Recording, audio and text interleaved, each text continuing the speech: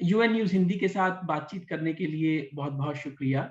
सबसे पहले हम आपकी पृष्ठभूमि के बारे में जानना चाहेंगे। आप कहाँ से हैं भारत में और कितने समय से आप दक्षिण सूडान में यूएन मिशन के साथ हैं? मैं इंडिया में उत्तराखंड जगह के स्टेट से बिलोंग करता हूँ, बागेश्वर उत्तराखंड में।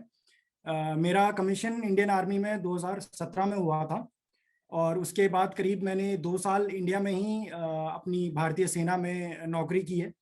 उसके बाद पिछले साल फरवरी 2020 को मैं United nation mission in south Sudan में पोस्ट हुआ। ये जैसे आपने बताया कि आप पिछले साल यहाँ पर आए, तो किस वजह से आप यूनाइटेड नेशंस के शांति रक्षा मिशन का हिस्सा बनना चाहते थे? किस चीज़ ने आपको इसके लिए प्रेरित किया? यूनाइटेड नेशन मिशन का मैं इस वजह से हिस्सा बना हूँ क्योंकि मेरी एज एंड सर्विस में जब हम आते हैं तो हम एज एक यूनिट के साथ आते हैं। जो मेरी यहाँ पे यूनिट डिप्लॉयड है, हमारी यूनिट ने पिछले कुछ 10 वर्षों में, पिछले कुछ 20 वर्षों में बेहतरीन काम किया है भारत में, जिस वजह से हमारी जो यूनिट है वो नॉमिनेट हुई थी संयुक्त राष्ट्र के मिशन के लिए। मैं उसी यूनिट के हिस्से में मैं अपने आप को बहुत ही लकी समझता हूँ कि मैं अपनी यूनिट का हिस्सा बना और मेरी यूनिट साउथ सूडान में मिशन के लिए आई, जिसका कि मैं भाग बना।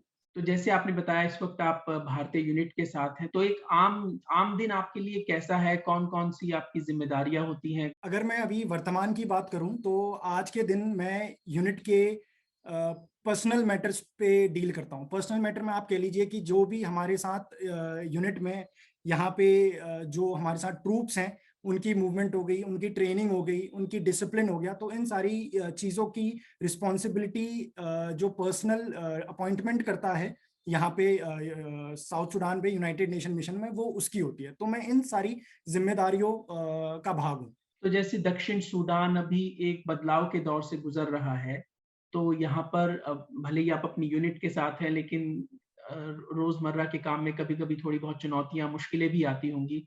वो किस तरह की चुनौतियाँ हैं आपके दैनिक कामकाज में और आप उन्हें किस तरह से दूर करते हैं, किस तरह से सुलझाते हैं? भारतीय सेना की तरफ से बात करूँ तो ऐसी कोई चुनौती नहीं है जिसका मतलब भारतीय सेना मुकाबला नहीं कर सकती है। चुनौतियों मैं नहीं समझता कि ऐसी कोई चुनौती है कि जो हमें फेस करनी पड़ती है यहाँ पे। हमारा जो काम होता है, जो मैं जिससे डील कर रहा हूँ या यहाँ पे मेरे जितने भी कलीग्स हैं, वो जो भी काम करते हैं उसे पूरी दृढ़ निश्चय होके वो काम करते हैं और उसे पूरा करने का हमेशा प्रयास करते हैं। और अगर कोई चुनौती आती है तो यहाँ पे हमारे सीनियर्स बैठे हैं, हमारे कलीग्स बैठे हैं। अगर हमें कोई भी दिक्कत आती है, कोई भी परेशानी आती है, तो हम अपने सीनियर्स को, अपने कलीग्स को अप्रोच करना ठीक समझते हैं और किसी भी मुश्किल का समाधान हम निकाल लेते हैं। अच्छा, आपने भारतीय सेना में काम किया और फिर अब आप यहाँ पर एक यूएन शांति रक्षक के तौर पे काम कर रहे हैं। तो ये 2 अलग-अलग ज़िम्मेदारियाँ हैं। ये अंतर्राष्ट्रीय अनुभव तो है ही, लेकिन इन दोनों अलग-अलग भूमिकाओं में क्या समानताएँ हैं, क्या भिन्नताएँ हैं? कुछ आप साझा करना चाहेंगे? अगर मैं समानताओं की बात करूं कि भारत में काम करना और यहाँ पे काम करने में क्या है, तो एक तो यही है कि जो यहाँ पे हमारी साउथ सूडान में जो कंडीशन है, जो सिचुएशन है, वो थोड़ा अस्थिर है। तो हमारी भी भारत में भी कई बहुत ऐसी जगहें हैं जो आपको पता होंगी, जहाँ पे जो सिचुएशन है वो उतनी अच्छी नहीं है, उतनी स्थिर नहीं है, तो वहाँ पे भारतीय सेना डिप्लॉयड है। उसी तरीके से यहाँ साउथ सूडान में भी बहुत सारी ऐसी जगह हैं जहाँ पे जो सिचुएशन है वो उतनी स्थिर नहीं है, तो वहाँ पे शांति बनाए रखने के लिए भारतीय सेना और बाकी देशों की भी सेनाओं को यहाँ पे डिप्लॉय किया हुआ है। और अगर मैं डिफरेंस की बात करूँ कि भारत में काम करने में क्या और साउथ सूडान में काम करने में क्या अलग है, तो जहाँ तक मेरा एक्सपीरियंस है 1 साल का, काम सेम है जो हम भारत में करते हैं या जो काम हम यहाँ करते हैं, ऐसा कोई मेजर डिफरेंस नहीं है। हाँ, काम करने का तरीका बिल्कुल अलग है कि वहाँ हम कैसे काम करते हैं, भारत में कैसे काम करते हैं, यहाँ पे कैसे काम करते हैं। काम करने का थोड़ा तरीका अलग है, लेकिन जो चुनौतियाँ हैं, जो डिफिकल्टीज़ हैं और उन्हें पूरा करने का जो नियम है, जो कानून है, वो बराबर सेम है। 14 महीनों से आप दक्षिण सूडान में आपकी तैनाती रही है और पिछले करीब सवा डेढ़ साल से ही दुनिया कोविड-19 से जूझ रही है। ऐसे कठिन महामारी के समय में अपने परिवार से दूर रहना, एक नए देश में रहना अम, कैसा ये अनुभव था? कितना कठिन और परिवार से संपर्क करना और जो भी इस वक़्त एक भावनात्मक मुश्किलें पेश आ रही हैं इस दौर में, उनसे जूझना, उनका सामना करना कितना कठिन, सरल रहा आपके लिए? बिल्कुल, हम अगर मैं अपनी यूनिट की और अपनी बात करूं तो हम पिछले साल फरवरी में, करीब फरवरी 2020 मिड में साउथ सुडान में डिप्लॉय हो गए थे। और जनरली वही पीरियड था जब कोरोना वायरस अपने प्रकोप पे था, और मार्च में इंडिया में और बाकी दुनिया में भी लॉकडाउन लग गया था। तो उसके काफ़ी टाइम तक ना केवल मैं, मेरे यूनिट के जो बाकी लोग भी हैं, ट्रूप्स हैं, वो छुट्टी नहीं जा पाए।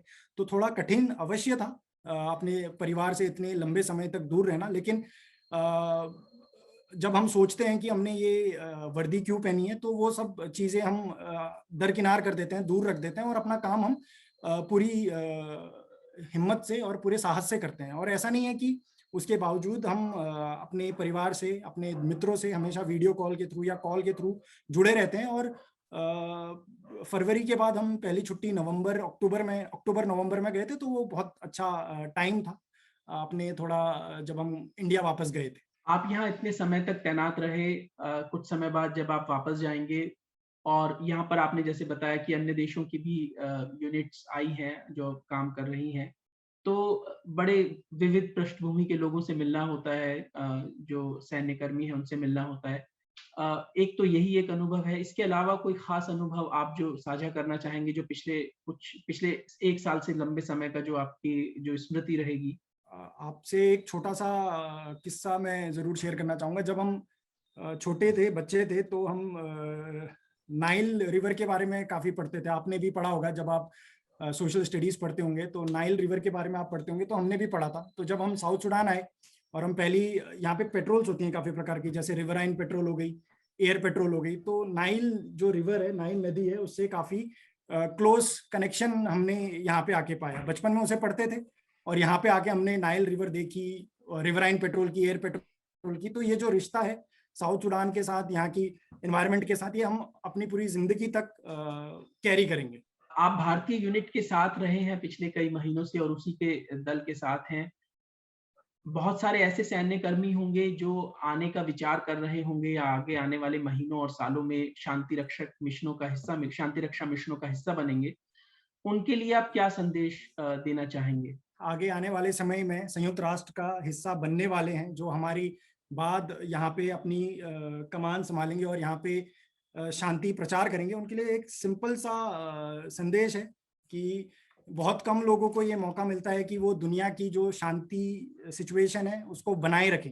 तो जो भी आने वाले हैं उनके ये बहुत वो अपने आप को लकी समझे, अपने काम पे गर्व करें, और जो भी वो काम यहाँ पे आके करें उसको पूरी निष्ठा से करें, और हमेशा सच्चे मन से करें। मेरी उनसे बस यही आशा रहेगी।